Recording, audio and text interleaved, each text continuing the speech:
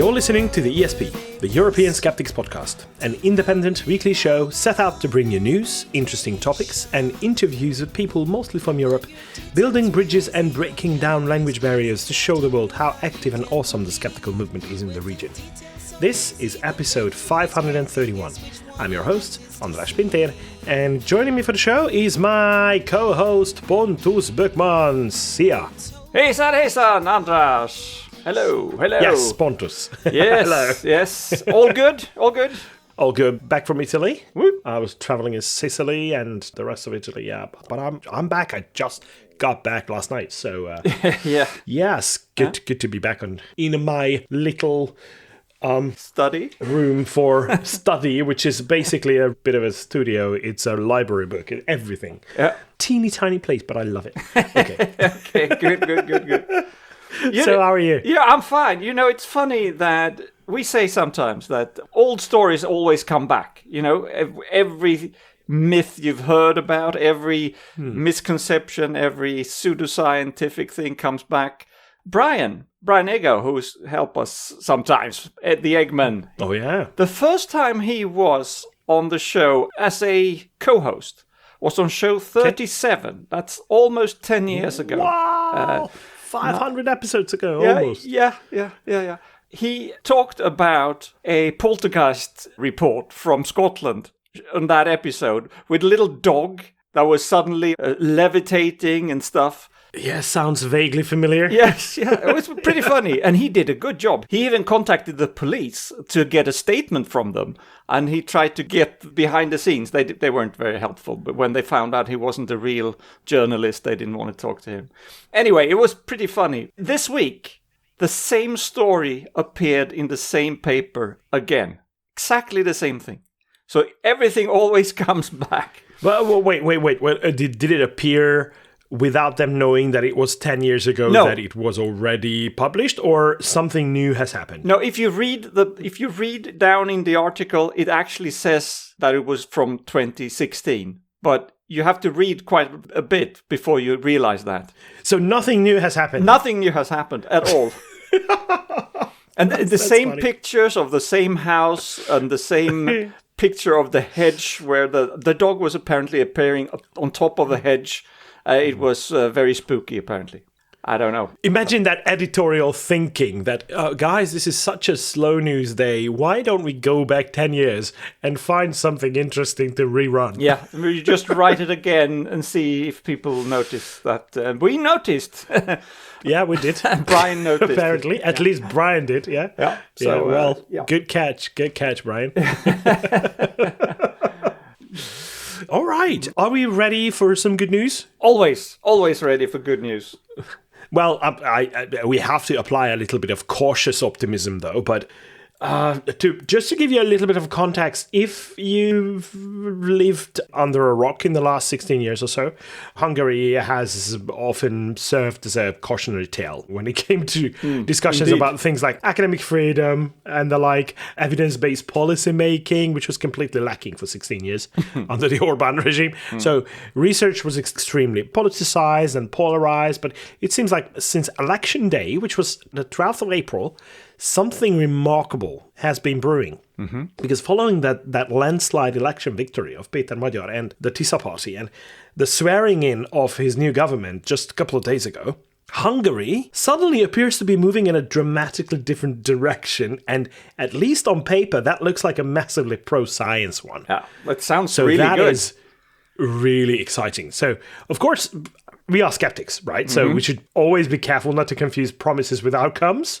So governments are very good at announcing reforms. We know that. All of our governments do that all the time. They're often less good at implementing them and actually delivering. But the early signals coming out of Budapest are difficult to ignore. So the new administration has pledged to restore academic freedom. That was among the first things that they announced. They want to rebuild relations with European scientific institutions and reverse several policies that had isolated Hungary and Hungarian researchers from major EU programs like Horizon Europe and Erasmus+. for years, many Hungarian universities were effectively cut off from those collaborations because of concerns linked to political control. Yeah. And now the government says it wants Hungary fully reintegrated into the European research community. And some symbolic steps have been following those announcements. So, for starters, separate ministries for education, health, and the environment are being restored. Wow. After many years of being folded into a giant political super ministry. That's how it symbolized Orbán's lack of caring about those issues, that he decided to just put it under one giant thing. Yeah. And, the Ministry of Other Things that I don't care about. The Ministry of Other Things, that I don't care about. And then it's like a lower level leadership for education, health, and the environment. But the new government has repeatedly emphasized expertise, technocratic governance, innovation, and evidence-based policies, even in the campaign. But now they seem to be moving in that direction with their personal choices as well for leadership.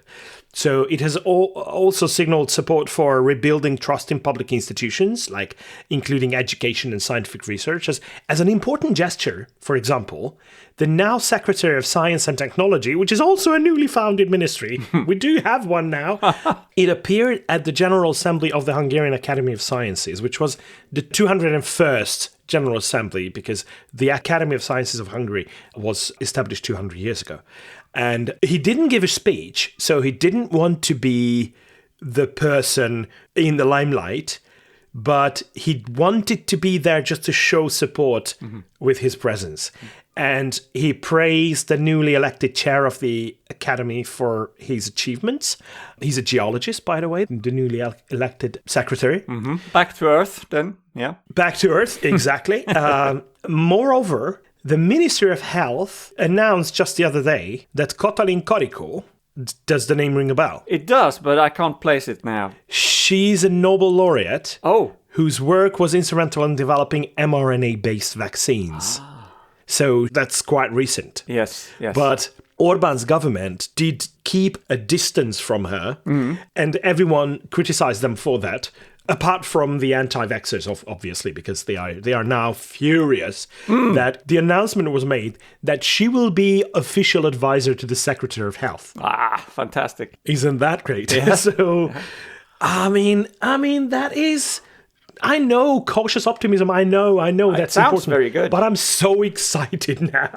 Yeah.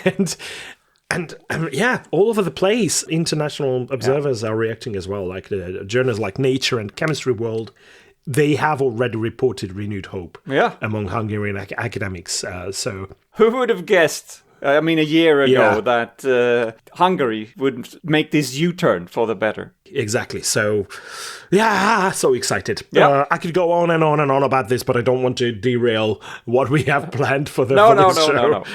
Let's just hope that it's not just words, but it seems to be action taken as well. So, let's keep our fingers crossed, as true skeptics do. Yeah, but I often say if they govern half as well as they do campaigning, okay, we would be much better off than we've been in the last 16 years. And they are now in power for how long? 4 years?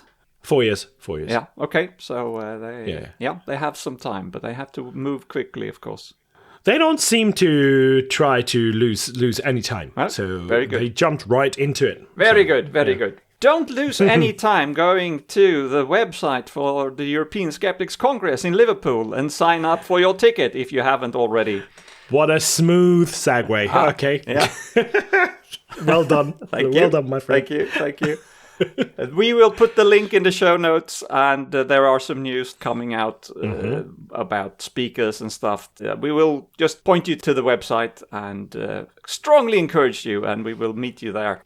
And be quick, because this is organized by the same team as QED. Yes. So you might not want to miss this, and the number of participants that they can accept is lower than it was at QED. Yeah. So be quick. Yeah, but it's not that small. I mean, we're talking several hundred people. So hopefully, we can probably fit in like 350 people. So but this is still half of what QED could. It's a little bit more than half, actually. So it's a little bit more. Anyway, go there and be there. It's in October, and we will be there, of course.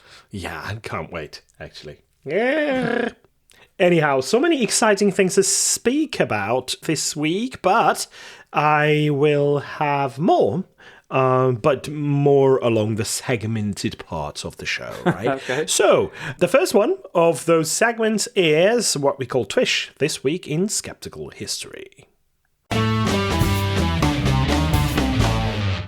And this week, we are commemorating someone whose date of death is weirdly on the same day as his birthday. I mean, didn't die. It's not the same year. The day he was born. No, it's not the same year. That was 67 years between the two. Okay. But he was a German physician, sexologist, and activist named Magnus Hirschfeld. Mm-hmm. Have you ever heard of him? No, I don't think so. Okay. Let's educate the public here. And me. Yes. So he was born on the 14th of May, 1868 in Kolberg, which was then part of Prussia, but today it belongs to Poland, and its name is currently Kowarczyk. Dear listeners from Poland, you know what you have to do if I manage to butcher that name.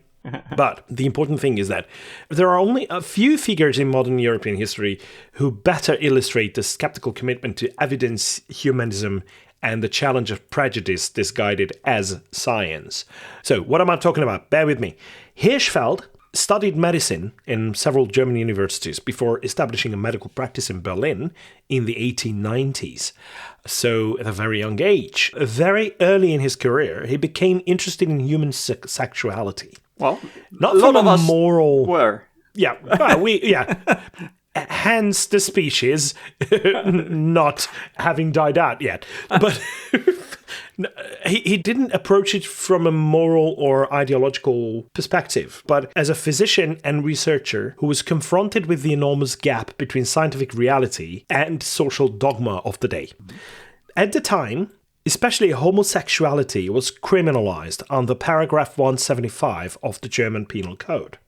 Same-sex attraction was widely described as sinful, degenerate, or even mentally ill, often with no empirical basis whatsoever.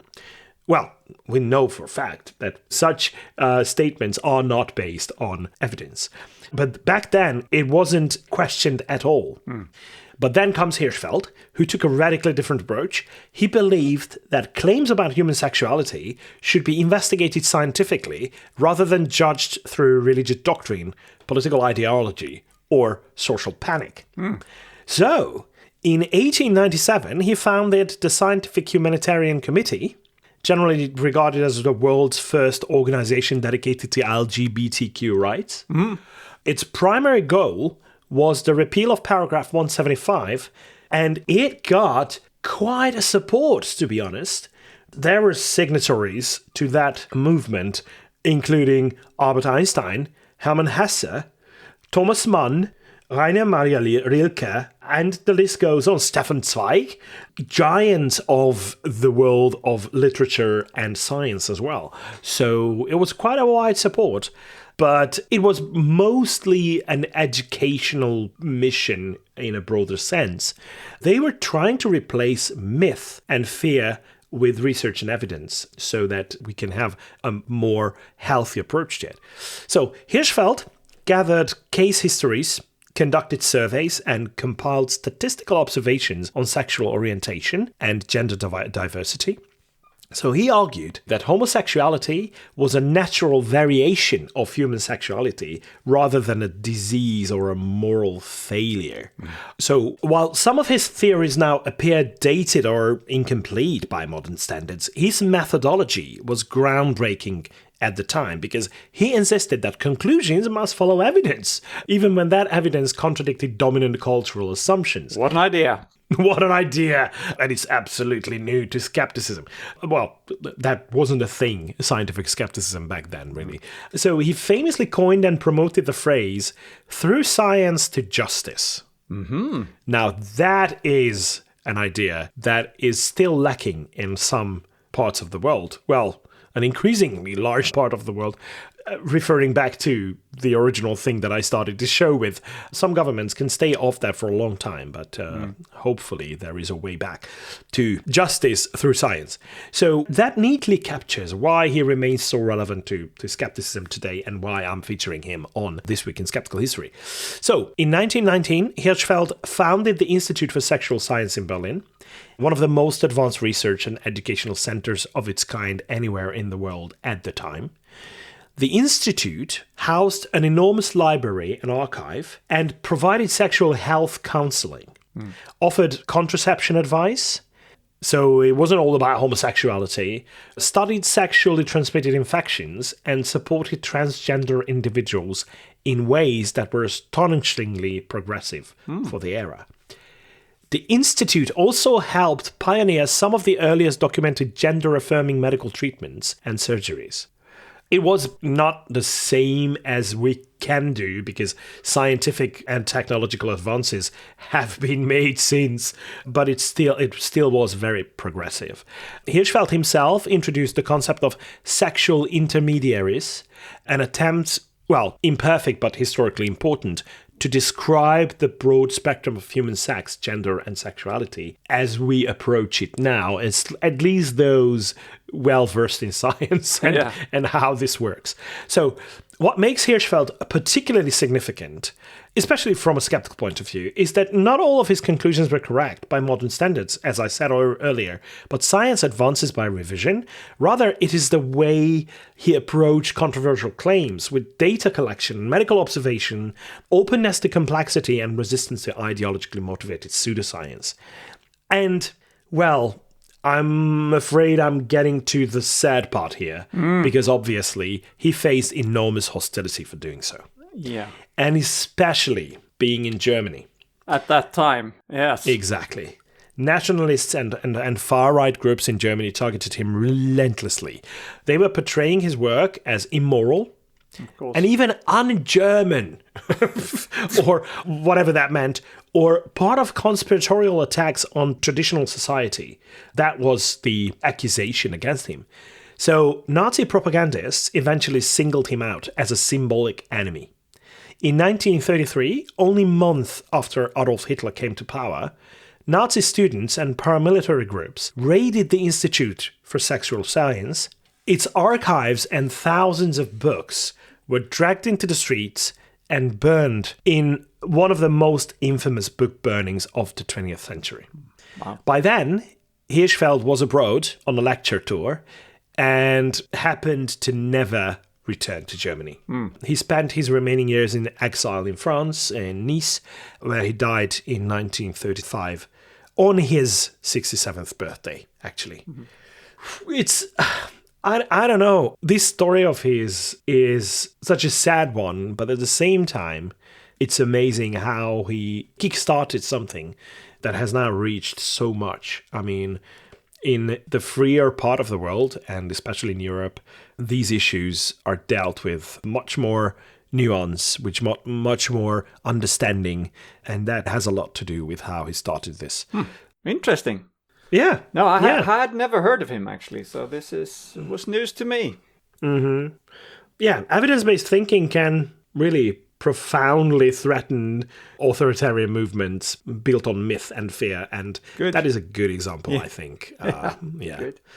All right, so that was our birthday boy, Magnus Hirschfeld, for This Week in Skeptical History. And that brings us to the next round, which is about the news. Let's see what's been happening across Europe.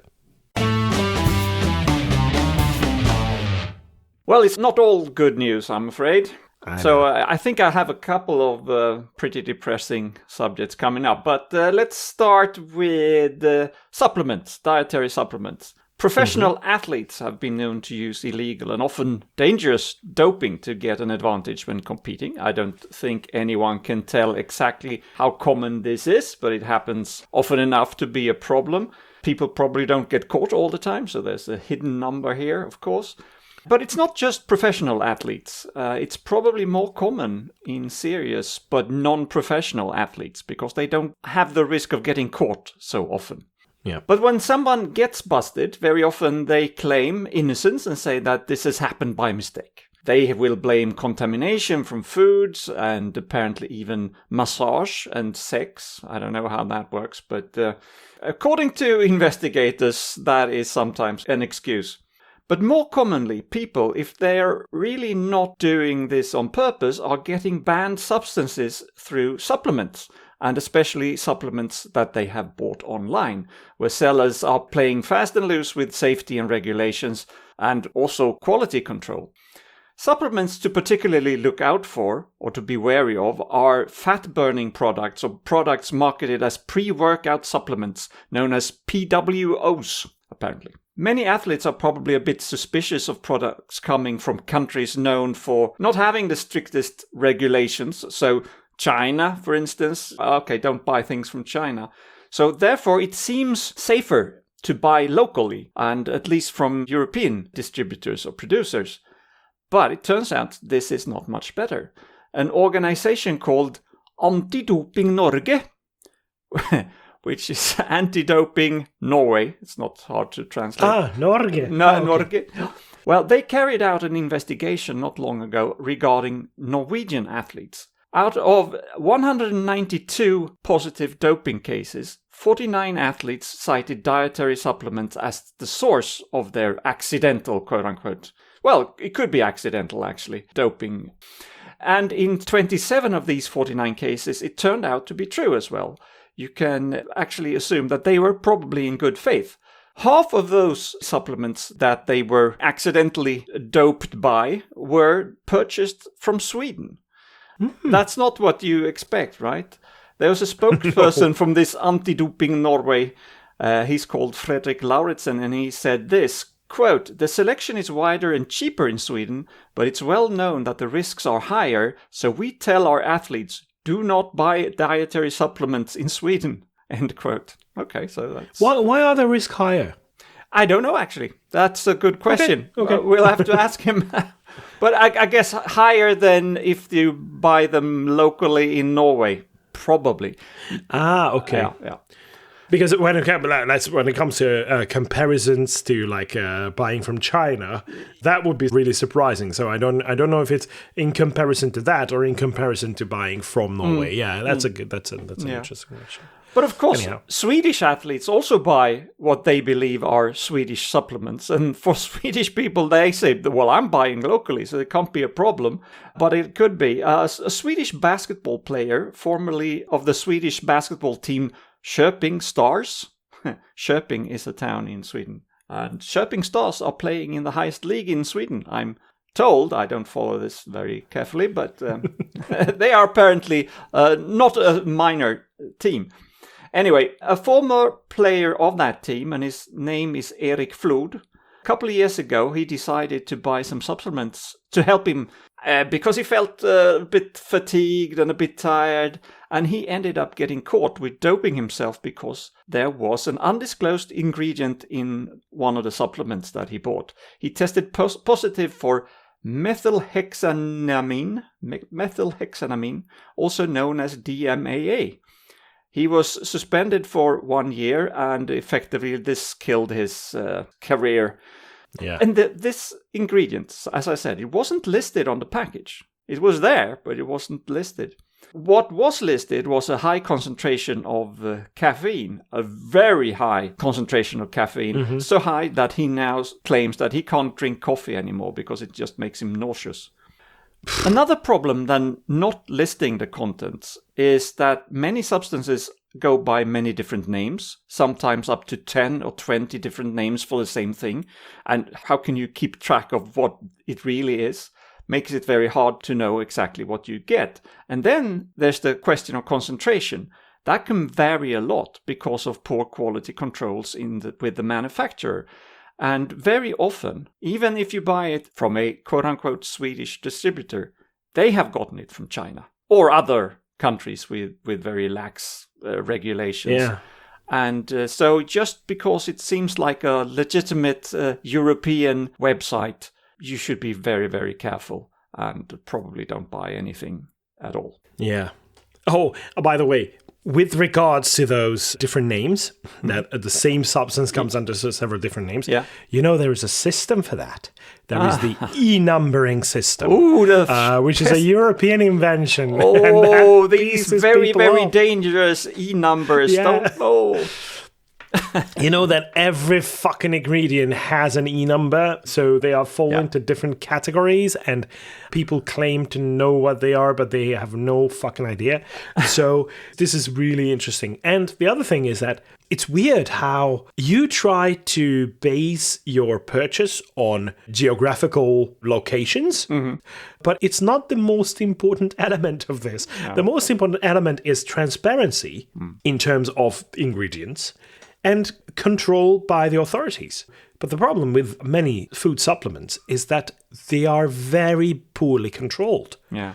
So the legislation allows them to run on all kinds of different ingredients, and it's up to them what they should be listing everything. They should be listing the concentrations as well.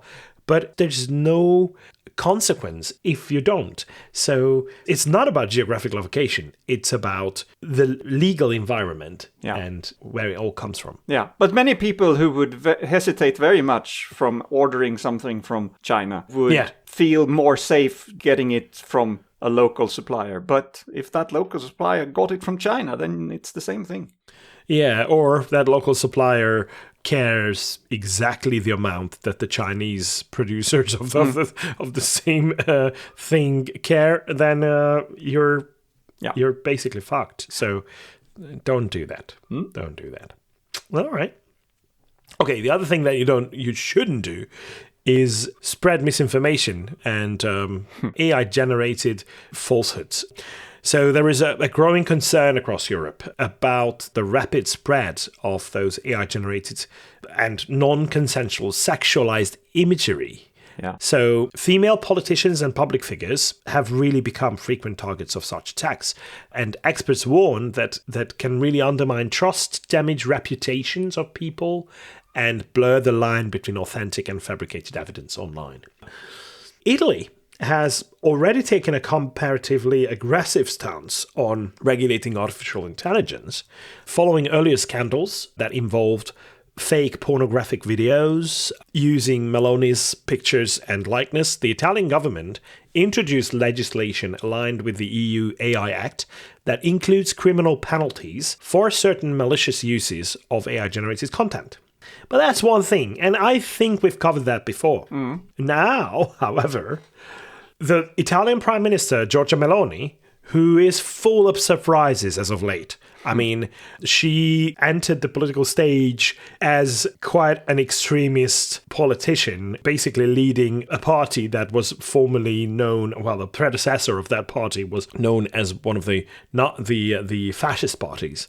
So it's really interesting how she is shifting towards normal, in a way, being in power and, well, probably realizing from a very pragmatic point of view that this doesn't work. So extremism doesn't work in the long run. Anyhow, she has now publicly condemned the circulation of AI-generated deepfake images depicting herself in lingerie. But the funny thing about that was that she reshared these pictures with comments trying to educate people into how this works.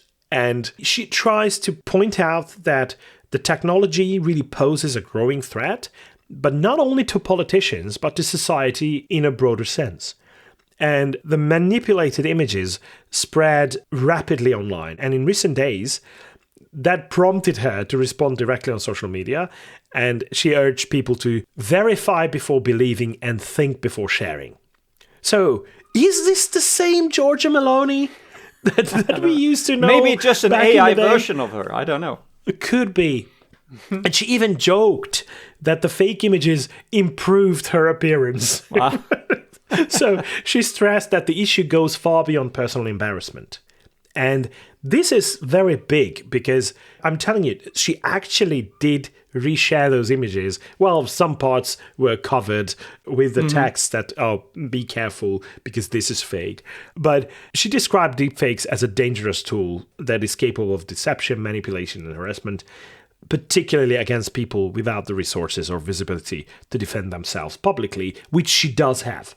Okay, so the fact that she uses this and her position to kind of educate people and go against this, I'm surprised to say that this is cool. I mean, I think she's doing the right thing here. Mm-hmm.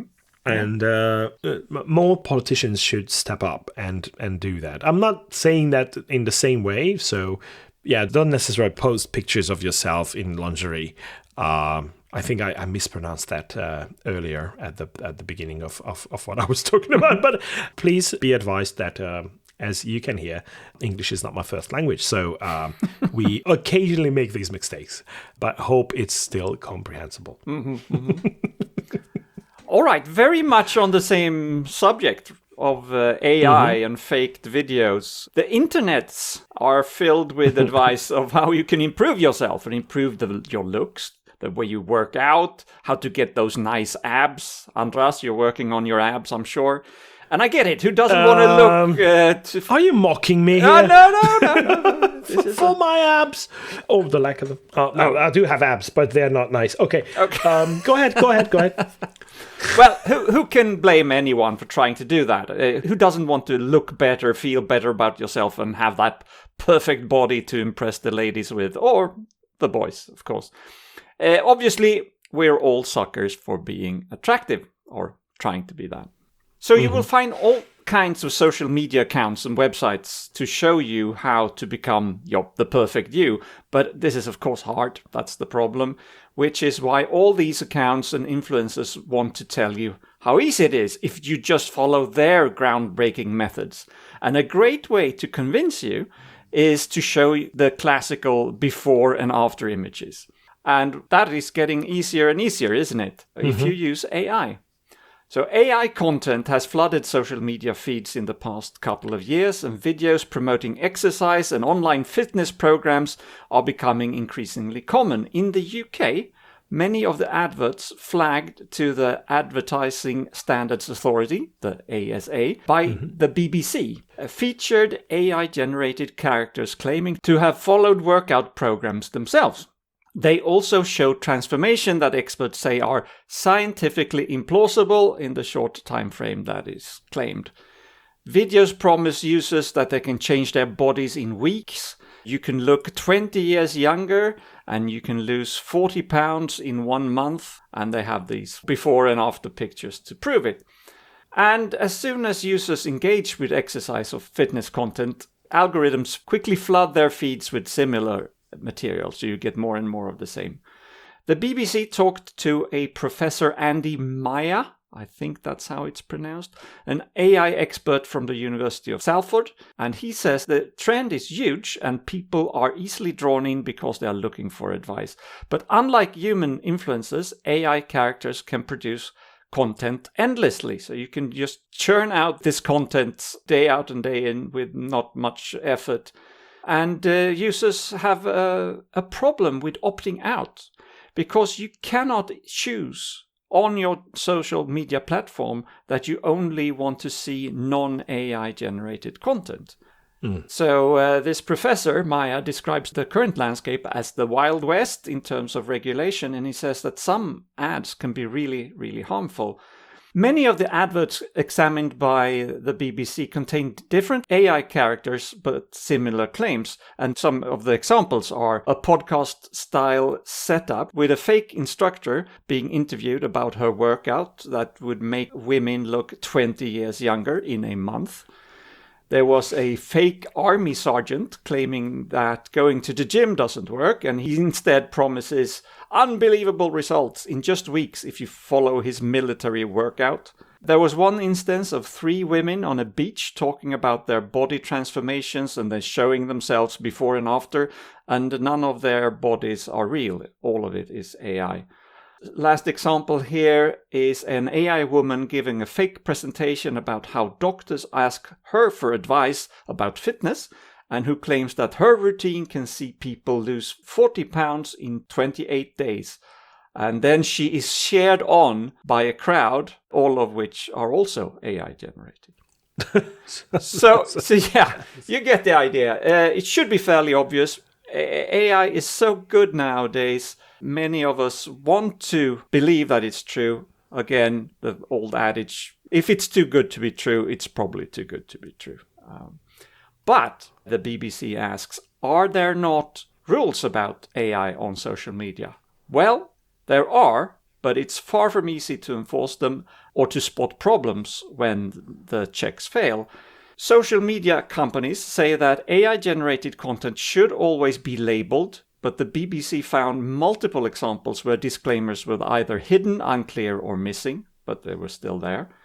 In their defense, TikTok says it has labeled more than 1.3 billion AI-generated videos to date. Well, that's fine, but how many did they miss? So, and Meta, so we're talking Facebook, Instagram, Threads as well, if anybody uses that anymore, I don't know. They say that they assess whether something has been created by AI by relying on indicators that other companies include in their creation tools. So pretty much, so if they tell us it's AI, then we know it's AI. But so they're pushing the burden to the producers. That's not very helpful.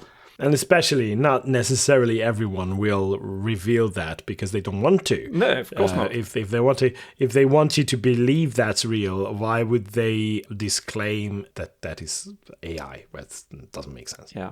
So BBC talked to users of these social media platforms as well, and many users say they would welcome the option to opt out of AI-generated content entirely. So don't show me that. But that's not an option on any platform that I know of, at least not yet. So anyway, getting fit in 28 days or building an irresistible body using some easy hacks is still just as hard as it always has been. If you see things online that promises something else, chances are that it's just AI-generated fake nonsense. It just got me thinking, when you opt out, when you choose to hide stuff like that, you can basically make your own feed a little bit healthier in a way, a little bit more fact-based. But if someone doesn't do that, they will still get fed all that nonsense. And that will create an increasing gap between the two realities, I'm afraid. And that gap has already been there and it's been growing. Sure. And I don't see that these social media platforms will want to exclude AI content, because there are AI content that is not harmful and it's labeled properly and it's done for, well, I don't know, comedic things or whatever. But also more and more of the content is AI generated. So if they ban that, the platforms will be more and more empty. Yes. And so that's not in their interest. And plus, sometimes you want to just use like a picture that illustrates what you're talking about. And if you want to put together something using human effort, like human resources, it takes a long time. It takes, well, sometimes you have to pay for that and stuff like that. So even us, for example, at the European Skeptics, we do use AI-generated content. We do use those illustrative pictures. Yeah. But we tend to indicate, we always tend to indicate that it is AI generated, because that is the transparency that you have to provide. It's really amazing how quickly you can actually make something out of nothing that will illustrate your point. That is a useful part of it, but you still have to indicate that it's AI, and otherwise you're just littering the place. You're just basically contaminating the social media. Anyhow, well, sticking to a little bit to artificial intelligence and definitely sticking to the UK, there was a new study that raised fresh concerns about how artificial intelligence systems may be amplifying political extremism and populist messaging in Britain. It looks like UK political prompts submitted to major AI platforms somehow disproportionately bring up Nigel Farage and Reform UK in AI-generated answers, and in some cases, it's really apparent. So the study that came up with that result, and it was reported in The Guardian, it examined responses from systems including ChatGPT and Google's AI overview tool, using around 5,000 political prompts and generating more than 280,000 data points. Reform UK reportedly appeared in nearly 90% of Google AI political summaries, while Farage dominated discussions on immigration and national identity. Now, researchers suggested that the phenomenon may reflect how large language models absorb and reproduce patterns from the open web and social media, where highly active political movements can gain algorithmic prominence by just flooding the zone. I mean, this is what Reform UK does, and now the result is that if you want to get an overview of stuff, you will definitely come across Reform UK's ideas and ideology and Nigel fucking Farage as well. So that is really concerning, and unfortunately this creates a feedback loop as well. Because online visibility boosts AI visibility, which in turn can reinforce political narratives and perceived legitimacy, because people feel like they're all over the place, so they must be doing something right. All I hear is their ideas. And it doesn't necessarily show a deliberate bias by AI systems. So that's important to point out. But rather, it's a coordinated or highly amplified online activity that can shape what these systems treat as important or representative. Yeah. So this is why Reform UK's flooding the zone attitude and tactic seems to be working out pretty well. And that is really scary, because that means, well, we have seen the election results. So Reform UK is stronger than ever. And that is so concerning. But especially, there is an increasing radical rhetoric surrounding parts of Britain's political landscape. And although in recent days there were several controversies linked to extremism and anti-Semitism, for example, that resulted in the intensification of public scrutiny. For example, Humanist UK issued a strongly worded statement condemning what it described as a surge in anti-Semitic attacks and called for solidarity with British Jews under attack. And they argued that public figures and institutions must confront hatred directly rather than minimize or normalize it. But that's not necessarily Reform UK's attitude. So if they are all over the place, but they don't communicate in the way that condemns attacks, for example, that is difficult. But at the same time, there is a recent event that highlighted these repeated tensions around Reform UK and extremist rhetoric, because one newly elected Reform councillor in Merseyside area reportedly resigned after Holocaust denial comments resurfaced of his. Mm-hmm. And public debate has intensified over the party's attempt to present itself as a mainstream anti-establishment movement. But this guy was, well, Reform UK published a statement that this guy is no longer accepted as their member. So the guy resigned after this, but he will still keep his seat. Mm. He's just going to be an independent from now on. We've seen that with the Sweden Democrats as well. Yeah. Mm. They've been excluding party members left, right, and center, but they're still there. Yeah, yeah, and that is just a PR stunt, actually, to just kick them out and they're no longer members. But there was a reason why they were members of the party in the first place, so by now everyone knows what they stand for. So I'm pretty sure that there will be a couple of occasions that this guy will still vote with them on certain issues, which is not a problem. It's just Well, PR stunt is a PR stunt. Don't see more into that. Some of the SD, Sweden Democrats members that have been excluded in the past, a couple of years later, you find that they are actually back in the party and nobody... Really? They've been forgiven and now they're back and nobody notices that it's the same person. Nobody notices that because it's never been published. No, they don't make a big thing about including them again, of course. They make a big thing about excluding people and then they sneak them back in when nobody's looking. Exactly. That's why I'm calling it a PR stunt. It's nothing else. Yeah. It's not more than that. And Reform UK seems to be doing that as well. Okay, but that brings us to the end of the news round, and we are about to find out who's been really wrong lately. Yes, this is unfortunately a very serious subject as well. It's a bit of a medical scandal, I would call it. Endometriosis is a medical condition that many women suffer from, and for a long time awareness about this has been very low. This has changed a bit over the last decade or so, but I think it's still not as well known as it should be. And just to reiterate what it is, endometriosis is a disease in which tissue similar to the lining of the womb, the endometrium, grows outside the uterus in places where it shouldn't be.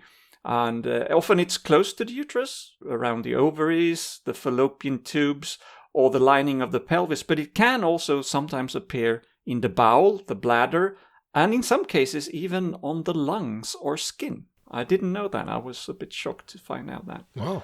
Yeah. Okay. This can in some cases happen without any particular symptoms, but in other cases it can be very, very painful and even debilitatingly so. Pain can occur in the pelvis when urinating or when having sex. It can also result in heavy and painful periods, fatigue and infertility. So it is a very serious condition, or can be.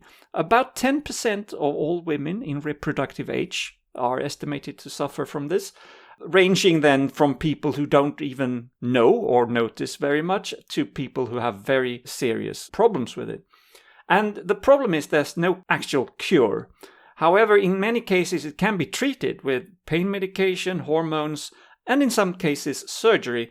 But in some cases, no treatment seem to help at all, and some hormone treatments as well can have strong side effects. So it is a serious problem. So, of course, this makes it a good market for quacks. There is a well-known clinic in Romania who routinely performs a risky century-old nerve procedure for endometriosis, or against endometriosis really. And many women apparently travel there to seek this treatment. And this is according to an investigation that was made by the Swedish State Radio. The procedure is called PSN, presacral neurectomy, and it involves cutting a bundle of nerves connecting the uterus to the nervous system. And they do this to relieve pain caused by endometriosis. However, the procedure is considered outdated. It's strongly questioned in European healthcare due to the risks of severe permanent complications. It's not endorsed by EU health authorities, and as it turns out, it's not even endorsed in Romania, where they still do them.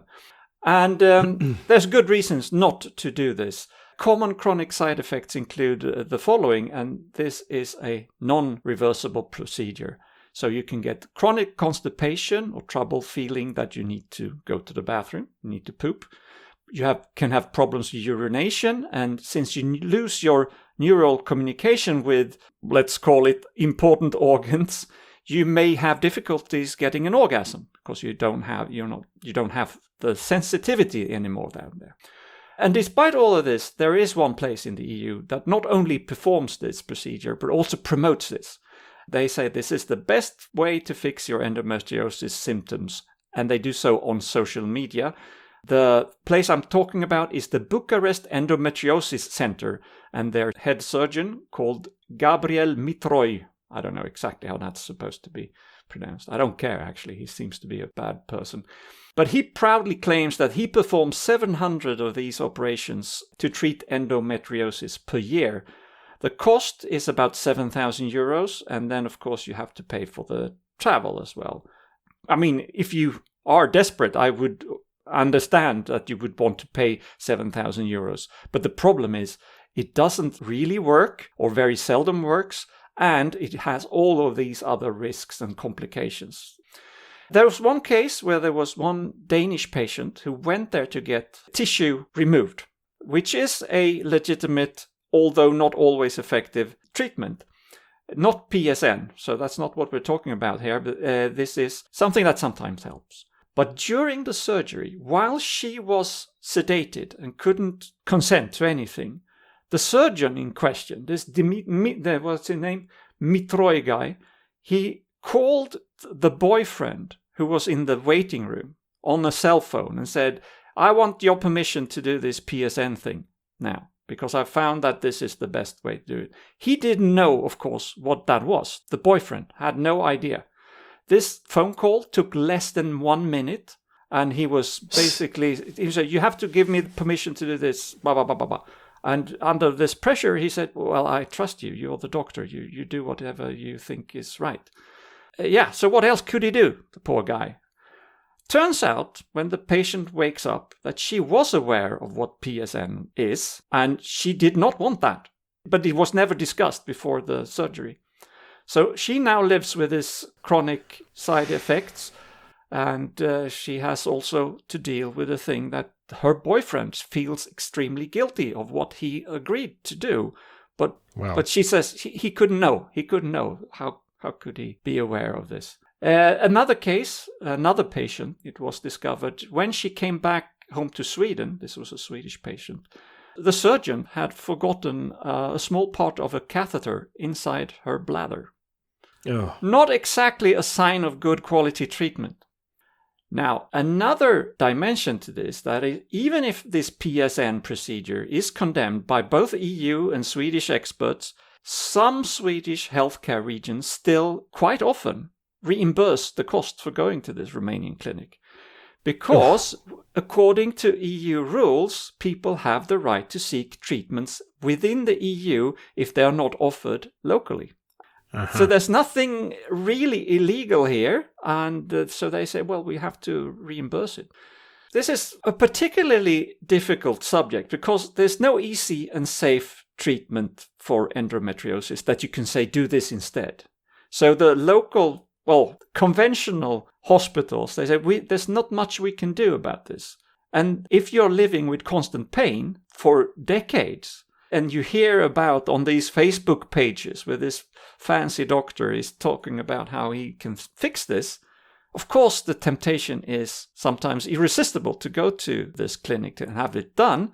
And especially when they're not telling you that we're going to do a PSN on you. We're going to just remove some endometriosis tissue, or whatever that's called. And that is sometimes a helpful procedure. And then they bully the boyfriend to agree. It's terrible. It's really terrible. It should be criminal. Yeah.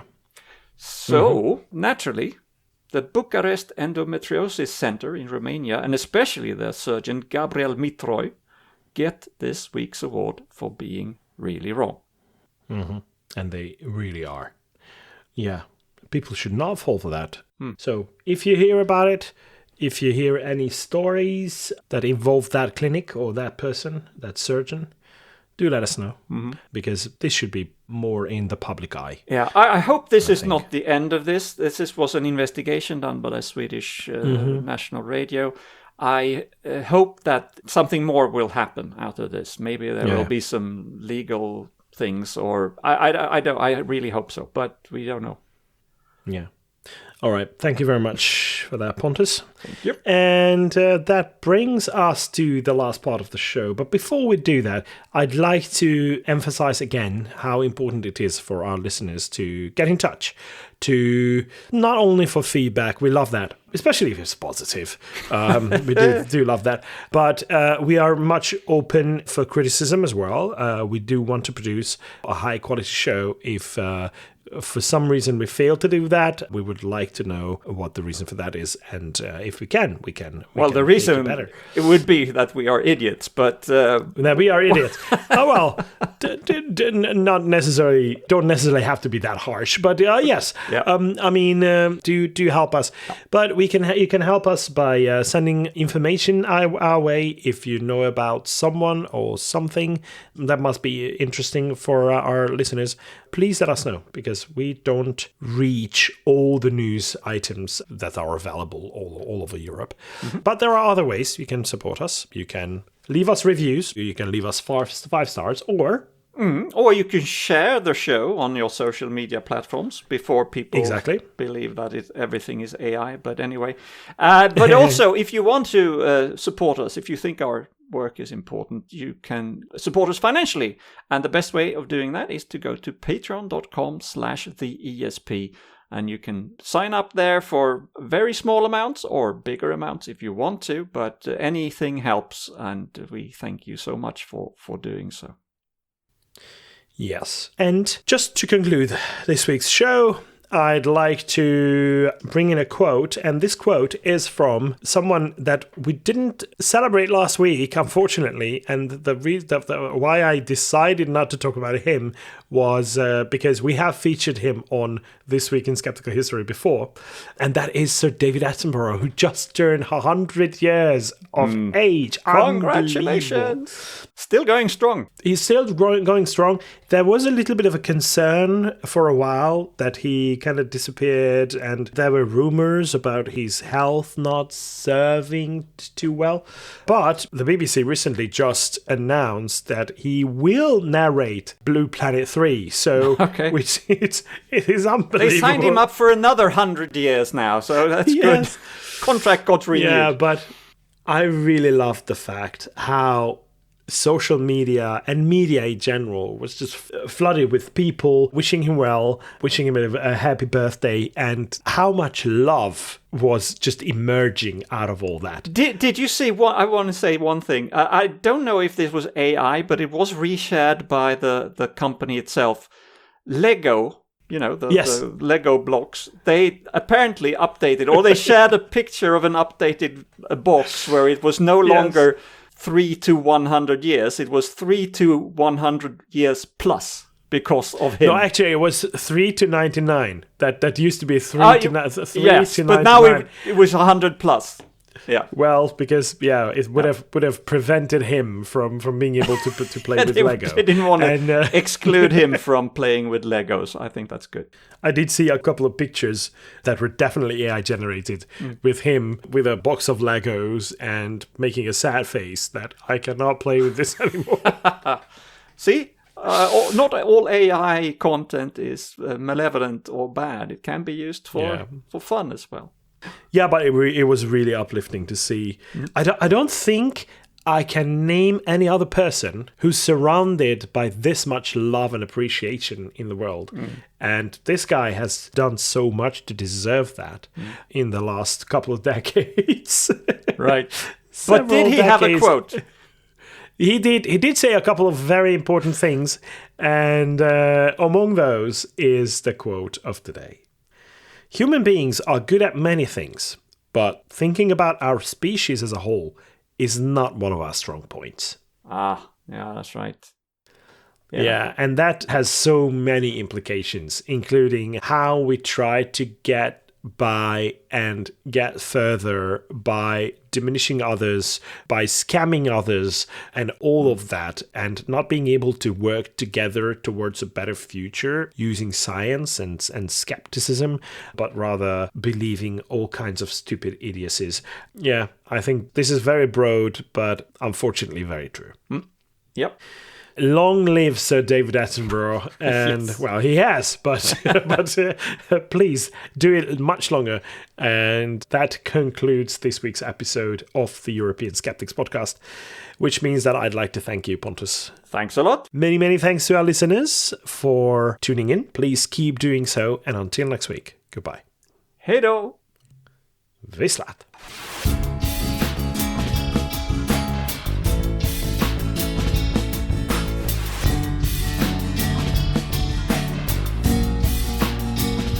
This has been your ESP experience.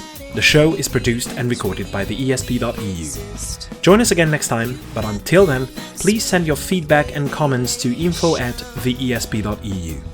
We would also love to hear your ideas and suggestions regarding topics, and if you have any skeptical news from any European country, we're always eager to hear about them. If you have an upcoming local event or an organization to promote, please don't hesitate to let us know, as we are more than happy to help. All music in the program was written and performed by Keisha J. Gray and George Robb and is used with their permission. Please check out our webpage for show notes and archive material at theesp.eu.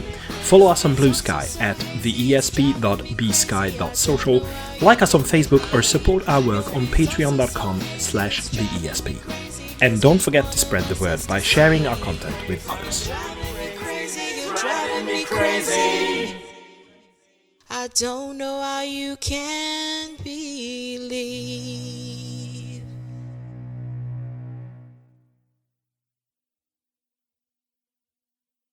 Good. Good, Anakin. Good.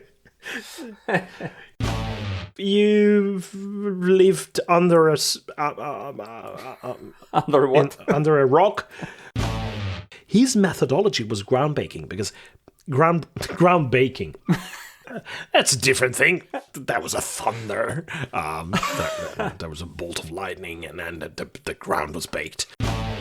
49 cases. This claim was to stop. Hard word.